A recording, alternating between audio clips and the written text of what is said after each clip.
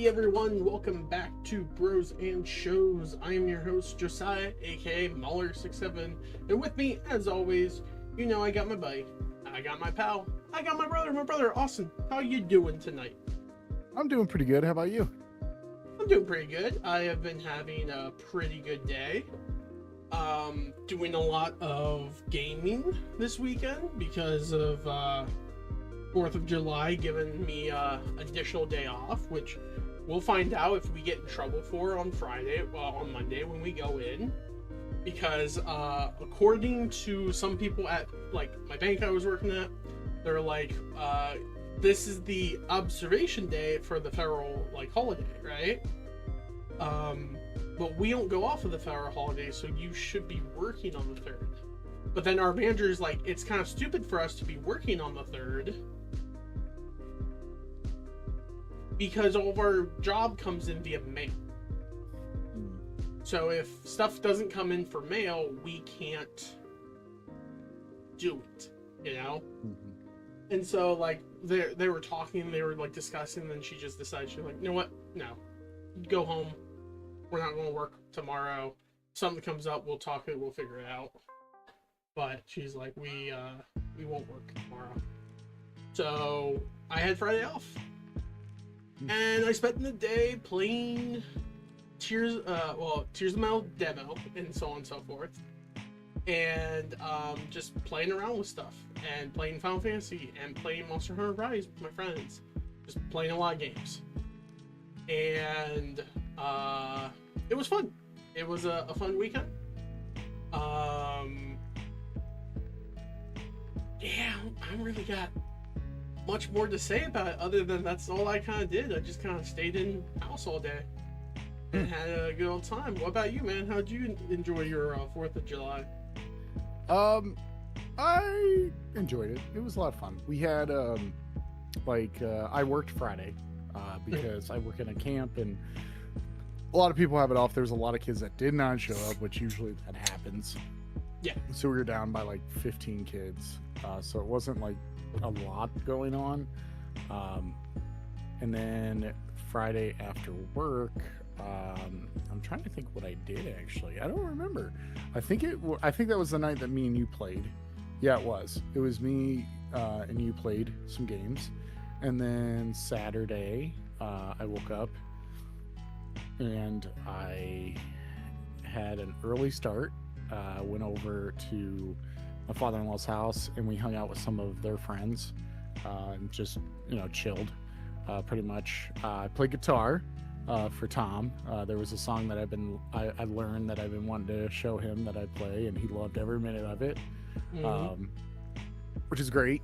And then we hung out with JT for a while. He came over and hung out. We went to the fireworks last night. And then this morning, we kind of just went to breakfast over there before they left.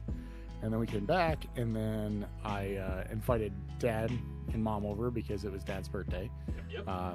Got him a hilarious card because I always get him a hilarious card. I got him some Almond Joys, and I called him. I was like, hey, would you like to come over for dinner? I'd like to cook for you. And he's like, yeah. And usually when I ask him, hey, what do you want to eat? He's like, well, whatever you cook is good. I'll eat whatever. And I'm like, eh. So I was waiting. So I always ask him, I'm like, hey, what do you want to eat? He's like, that grilled chicken you cooked last time, I would go for that again. And I was like, all right, cool. So there's a small town grocery store in Mount Vernon. It's called Laning's. You probably remember Laning's. I heard of it. Dad used to go there all the time to get cottage cheese and stuff because it always came in the huge tubs. And then potato salad, all that stuff. Dang, I wish that was near my place. I always buy it from Aldi's, and it's $4 or $3 for a miniature tub, and I'm like, man, as a kid we used to have gigantic tubs of this crap, and I would destroy it in days. I love cottage cheese. I'm a lover of cottage cheese. I am too. The only cottage cheese I don't like is the fat-free cottage cheese because it doesn't have a lot of milkiness to it. So I always go 2%. It's always very liquidy. Is my issue with it. It doesn't taste the same because of how liquid it is. Because the fat is what gives it that sticking consistency. Yeah. Because I remember I bought 2 of them that was fat-free, and I started eating it, and I was like, it tastes the same, kind of. But it's dry. It's yeah, like but dry. it doesn't have the same oomph that I like about it, and so I'm just like, I'm not going to get this guy's cheese again. I'll get the regular one. So I low fat tastes exactly like that. 2% whole milk, low fat. That's what I eat, and it Happy tastes birthday, like, Dad. Mom Ricker just said that they're both watching, so Yeah. happy birthday, There you Dad. go. Yeah, happy birthday.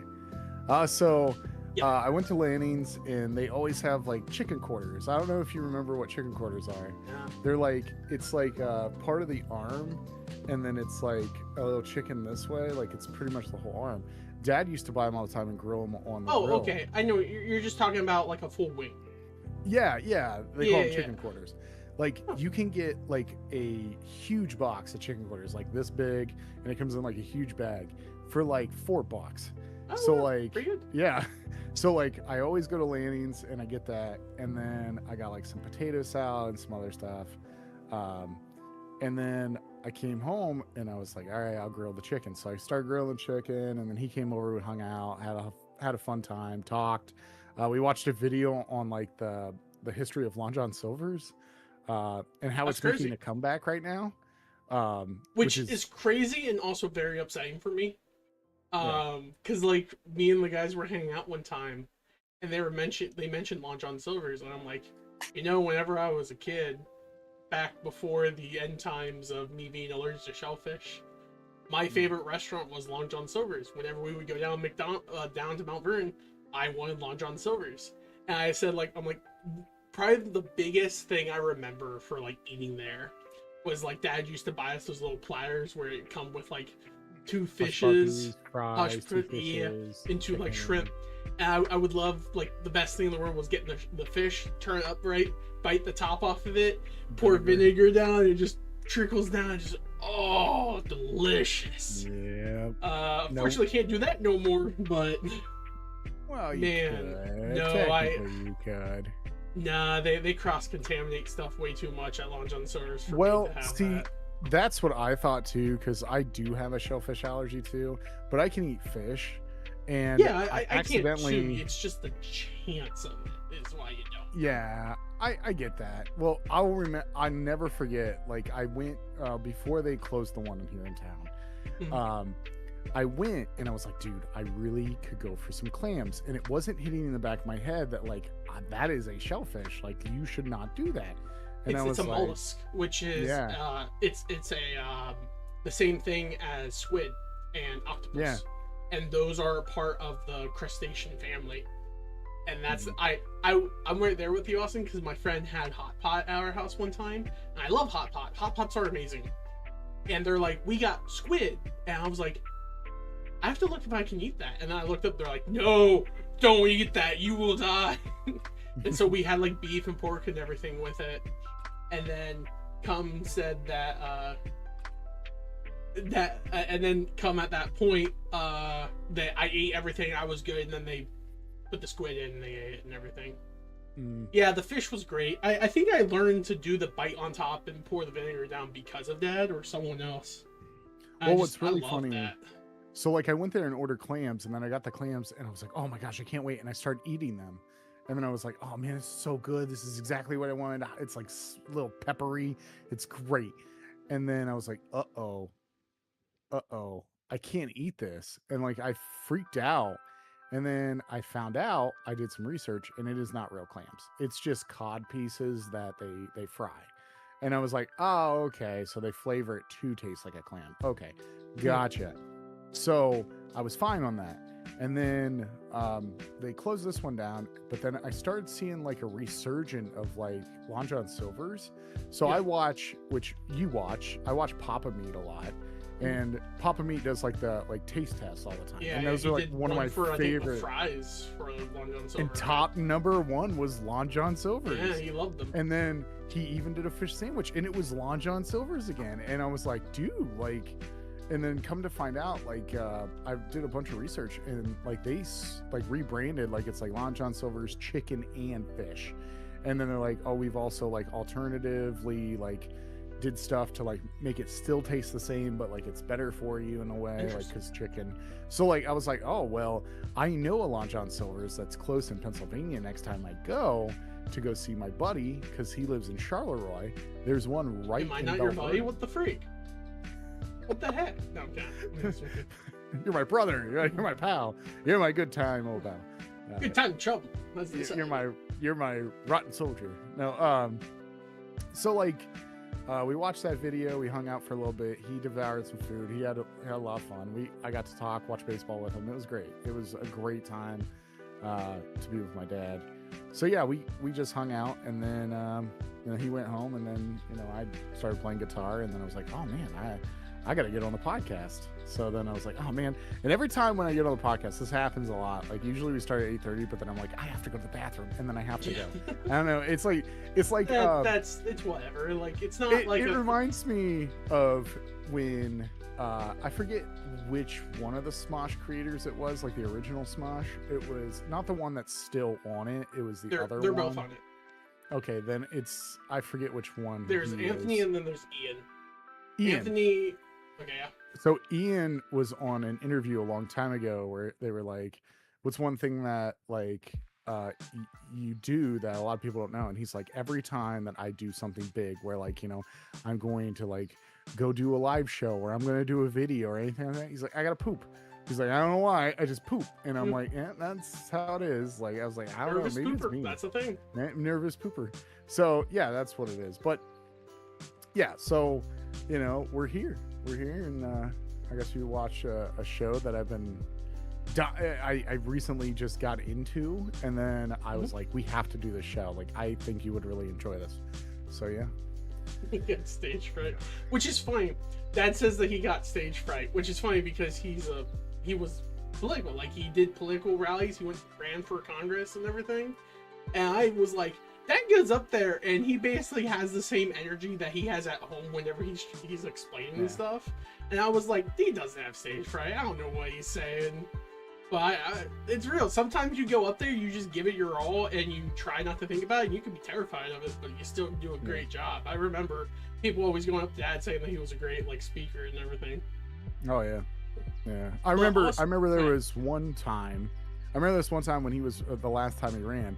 He was it was on the square of Mount Vernon, and there was Ted Strickland was going around, and it was like taxing something, and then I remember giving up on the mic and like screaming, like yelling out, and being like, look at these people don't know what they're talking about. And then like these kids from Kenyon College that were like maybe 18 years old like came up and was like, Mr. Burkhardt, you have a great voice. Austin had stage fright. I do actually. I really do have stage fright. So, but yeah. So yeah. Stop talking about stage fright and fright in general, Austin. This week, the show that we watched is called Widow's Bay, a horror comedy / thriller. Yeah. Austin, what made you want to watch this? Like, what'd you think of it? So there is someone that does recommend me shows from time to time, and like books, and like I do listen to them sometimes, and sometimes I don't.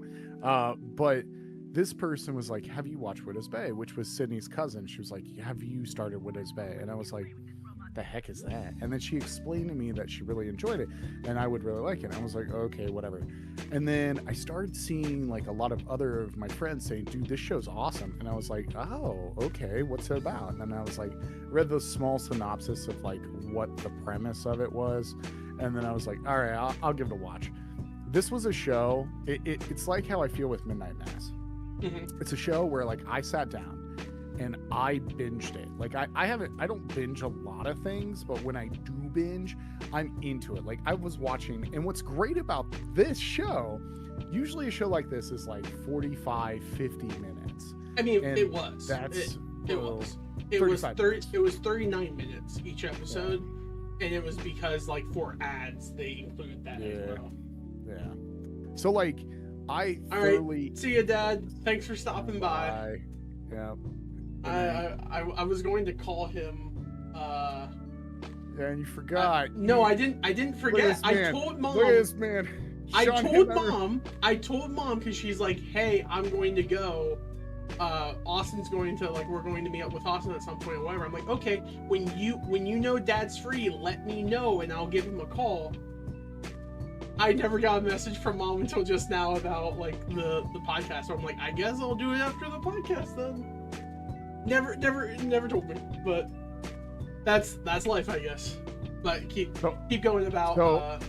So I read the synopsis and stuff, but I'm the one that actually told you to watch this. Yeah. And I'm very intrigued to see what you think about the show, because we talked a couple days ago and you were just like right at one of my favorite episodes. And I was like, and you're like, this isn't this. And I was like, just wait until this episode. I think it is. And I just want to know your input. What did you think of Widow's Bay? It is, I enjoyed it. I thought it was good. It hits on two big things that I'm a enjoyer, specifically for like TV shows, and that is mystery.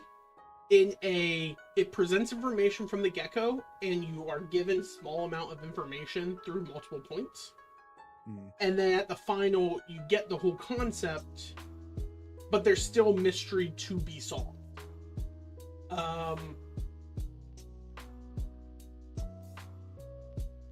I didn't see it then. I don't know when you sent that then. But, no, I very much enjoy it whenever a show does, like, intrigue and, like, knowledge, or they don't, like, give it all at the beginning, and it's kind of spooky. I'm also a fan of anthology films, which this has, like, I would say it's kind of anthology-like. Yeah. It's, like, 4 of the 8 episodes is anthology, or 4 of the 10. I forget how many episodes there was. They were anthology films. And then there was comedy to it, but the comedy was, like, muted comedy. Yes. 231. Wow, I did not get that.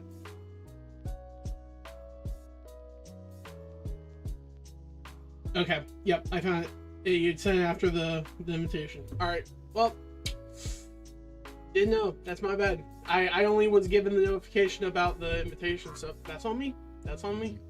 I'll give Dad a call then tomorrow if he's going to bed. But sorry, back to the show.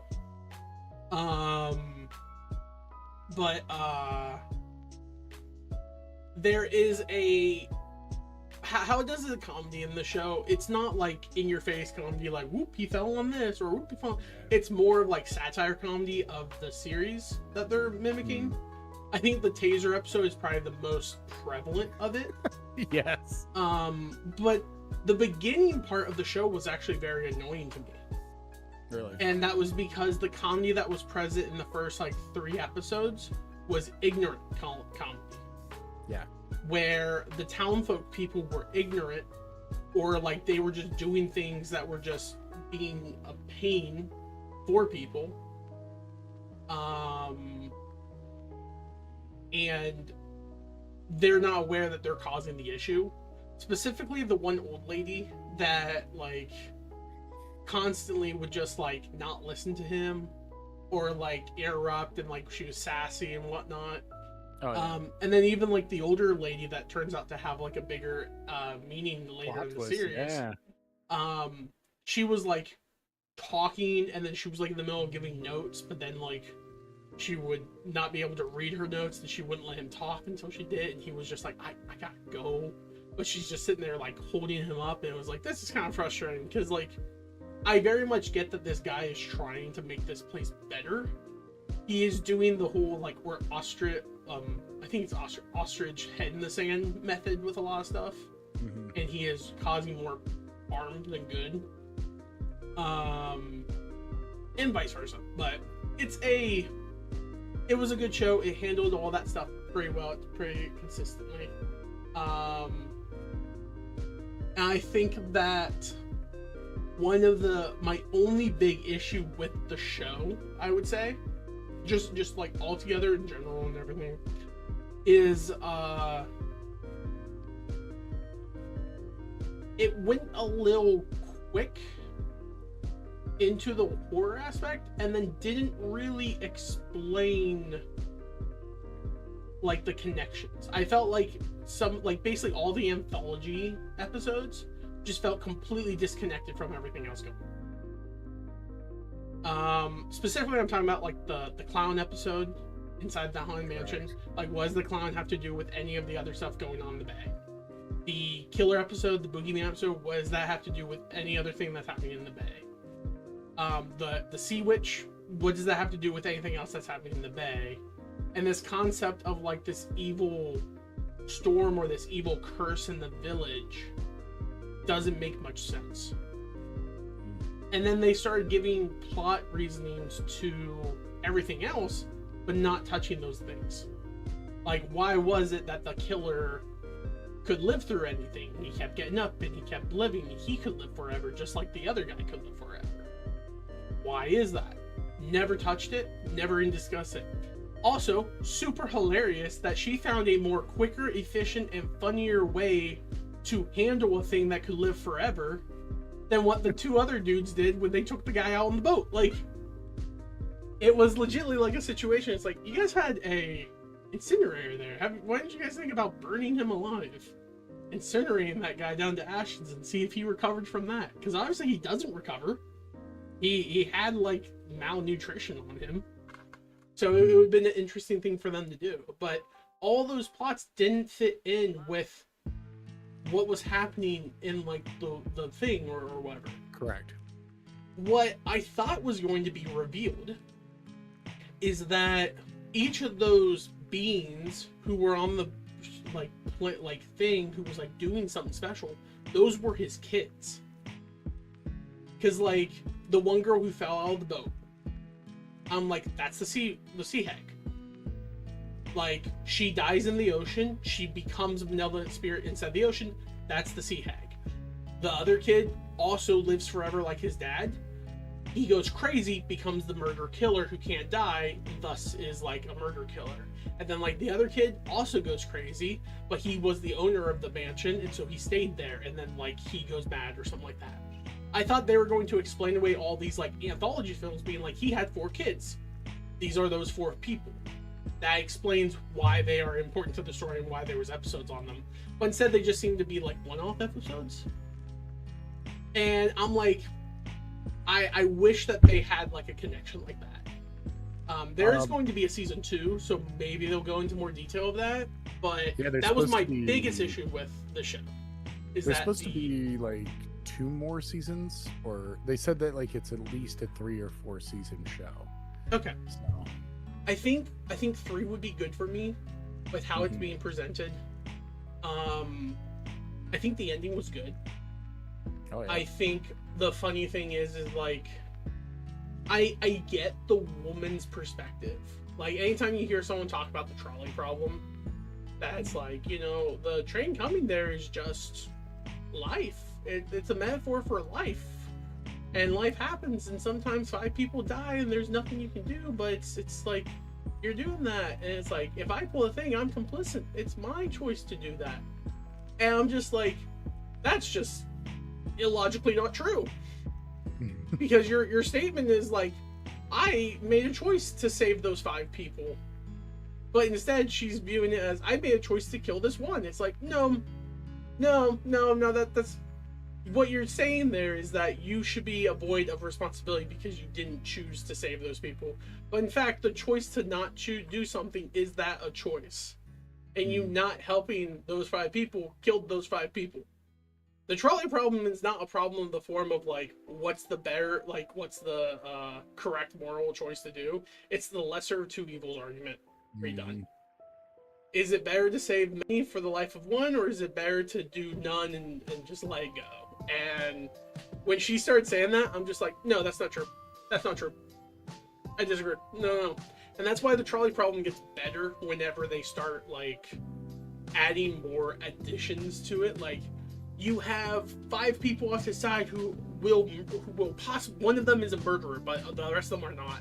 And then the guy in front of you is your loved one. Would you still pull it for the possibility of saving one possible killer, but you lose your loved one? Like, those are better mental dilemmas than just the basic trolley problem.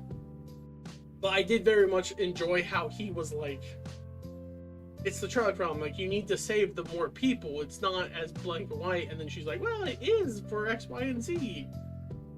And then whenever he's presented with the same problem, he could save, if he just did in his kid, save everyone else in the city.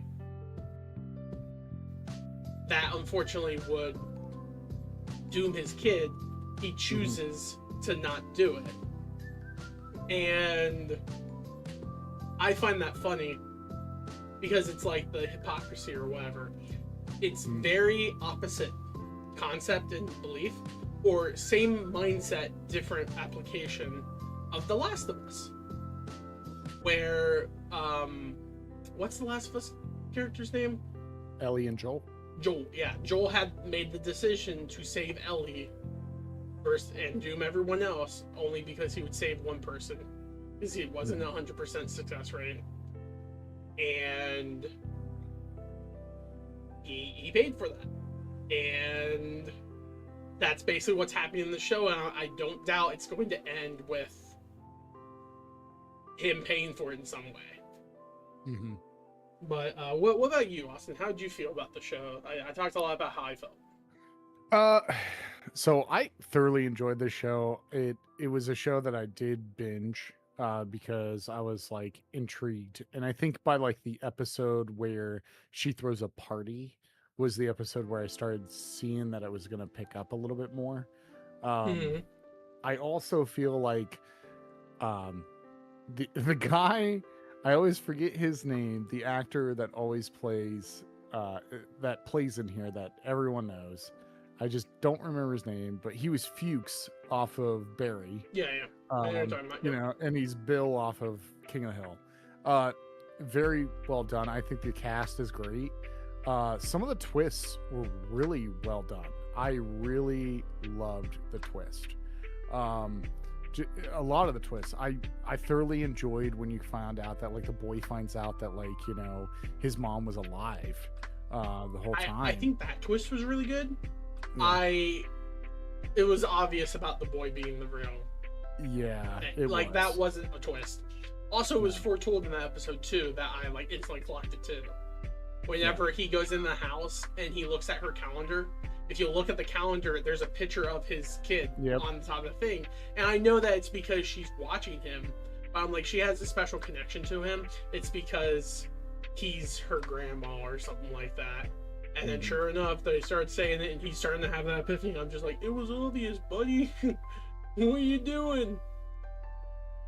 That, and like I thoroughly enjoyed the humor. I think like the Taser episode is one of my favorite episodes this whole season, just because the Taser episode I died laughing when she puts when the cops show up and like they're like, yeah, he's dead, and then you just see her in the back of the ambulance with like a shotgun to his head, and then he's in the incinerator and she's got a shotgun waiting down there. I just love that she was just like, you know, the whole time. It just made me crack up laughing. I was like, yeah, I do the same thing too. Like, I would have liked if two additional things, right? You had like the EMT ones where they're like, oh, we got Pulse back, and then like he kills the one guy and the other guy's like, oh F, and he runs, and like that was just it. Like he's just getting out of dodge, which was funny. The fire one was pretty funny, where she was like, click click, oh, runs in, $20 on gas, 20 comes back out, and she's so in the mood, like, I have to handle this thing, being like the last girl mentality, that like the literal police officer that's in the room, she doesn't think about it. She's like, you're just another person, what are you doing here? Get out of here. And then when he runs up, starts putting out the fire, and she's like, you're ruining it. That was funny. I would have liked that bit better at the end if, like, periodically you would see her, like, pointing at him, and then, like, he would twitch and she would just shoot him again. And, like every scene, you just see her, like, doing that, and then you just hear, like, bam, like, randomly at different intervals, just to be like, she is keeping the guy down. This guy keeps getting up, she's keeping the guy down. And then they burn him alive, and she opens the door and she's looking into it. I'm like, good, yeah, that's great. I will love it if they bring him back next season, like he regenerated, and that's what makes him so scary, is that he can regenerate. And I'm like, good, it's funny, keep doing it. That, and I like some of the subtle humor that did happen in the show that I liked, especially the part where the sea hag shows up and he's on his recliner. Yeah. And she like tries to do it and he just like flips it and she flips, and I was like, that's hilarious. I don't know.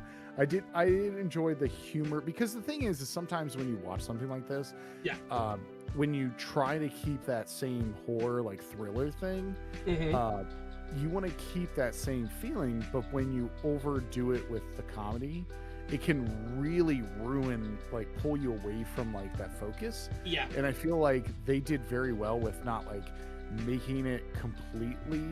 I think they did that for a reason, because there's people that are going to watch the show that don't want to watch something that's just completely scary, for one, but also two is they have some comedy, but there's also people out there that really want that horror aspect and that thriller aspect, but don't want so much comedy, because it can ruin that. And I think they had a very well balance of things. It wasn't overdone. I think the only time it was kind of overdone was like the taser episode. But most of the other was episodes, a spoof on the series, because those series are already stupid. Spoofy. Yeah, it's almost slapstick. Yeah, it's slasher films, like in general, like it's. And so in order for it to be a comedy, they had to like increase the joke. And the thing I will say about why I think the comedy lands so well in the show is because the comedies are not. The comedy aspect of it is not like, oh, the monsters are doing something funny, or like it's all that stuff. It's how they handle the threat is funny, because it's practical and it makes sense. Like the sea hag being on top of him, and then him pulling out a recliner and it like flips her. It's like, yeah, if anyone sits like that, they're going to get flipped. That's the funny part. But he's still paralyzed, so he has to like run. And then I also laughed real hard whenever he shoots the sea hag and it just works. Like it just actually works. And I'm just like, I love it whenever they produce like this supernatural thing, and then it's like, yeah, bullets work, because like bullets are very deadly. It makes complete sense. And I loved it that when she died, she like blew up into like sea water. Black. And I was like, that's cool. That's a cool thing of like, hey, we killed this apparition of her. There probably is more, but you don't have to worry about it tonight. Like I like that a lot. Same with like the killer, whenever he's like, he's in the house, and they all just shut the lights and everything and close the door. And I'm like, yeah, that makes complete sense. Like, this crazy woman come out and say all this stuff, and then he just breaks out the window, and it's like, it's the most direct route. He can't die. It makes complete sense. And then when he stands up, you're just like, that's just a funny concept, because it's like, how did Mike Myers get out of the house so quickly? He probably jumped out a window. It makes the most sense. And then also the fact that she's running the whole time, but obviously she's not running very fast. She's like panting, like frantically going around, and he's just walking towards her is funny, because it's like the concept of it doesn't actually make sense in the slasher film, but then you see it done in the show, and it's like, yeah, no, it's kind of played in this thing where she like runs up and she's gotten a good distance on him, and she's like, all right, I'm gonna make my stand here. Oh fudge, I gotta go in here, come back out. Okay, he's still a good ways away. Like, that was the type of humor that, like, in those horror genre, that they were just cut and he would just, like, teleport around, but in here they show it as a very, like, cut and dry, like, nothing has changed, he's just walking towards you. That, and also, did you see an actor that was in this show that we had watched before? He played the guy that owned the hotel. Yeah, he looked familiar. Is that the guy from Only Murders in the Building? Yeah, he's their friend. Yeah, the one who has like the dogs and everything. Yep, that's him. Yep. Yeah. I thought so. when he started speaking up, I was like, is that the guy from Only Murders? Like, it took me like a minute. I was like, I know that guy. I know that guy's voice. I know it. It's got to be this. And then I was like, oh yeah, okay, that's what it was. But I'm glad. I'm glad that you liked it, because after I watched it, I was like, okay, I have to make Josiah watch this because I think he would thoroughly enjoy it. Because it's very well done. Like, I think it's a fun little show. And I do like the craziness of it. I thought it was this cool, creepy little thriller comedy type deal that I was like, this is very well done. And what's really funny is there's a lot of references to a lot of nods to like horror. Yeah, because like Stephen King's in it, like Stephen King. I mean, they literally had like Jason. They literally had a clown for like it. Yeah. They like had like little hints, little references as well, with like the shark drawing on the chalkboard. Yep. Like little things like that. It's just like these are obviously references Yeah. to Like, it. And I'm not a fan of Stephen King. Like, it's not that I don't like him, it's just I don't watch any of his stuff. So like, or read his stuff or whatever. I do, but it's because you tell me to. It's not because Welcome to Derry. Yeah, because you told me to, not because I naturally seek that stuff out. So like I catch the references, like it's obvious. That's something that I've always there's a something that I think that we should watch that is Stephen King that I have not got around to watching yet. But I remember reading the book when I was a child, and it's a vampire book of Stephen King. It's called Salem's Lot, and I know HBO like put out their own like a year ago. They put out like a series of it. If it's better than the movie's good, but I think it's like stuck in like that era of like the 90s kind of thing, vampire wise. But we'll see. Like that's something I always forget to bring up is like, hey, we should watch Salem's Lot. I haven't even got around to watching that, and I've heard like mixed reviews on it, so I'm like, I don't know. So, but I was really excited because we also got to see the guy that played in Midnight Mass. He played like the old guy that the lived original forever. founder.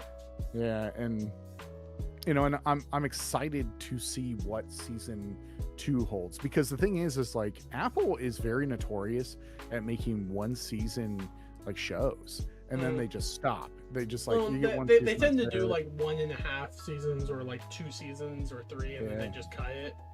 Because that's what happened with the one Epic Quest stuff. Mythic Quest was one of the original Apple TV shows. That's the only reason why it kept going.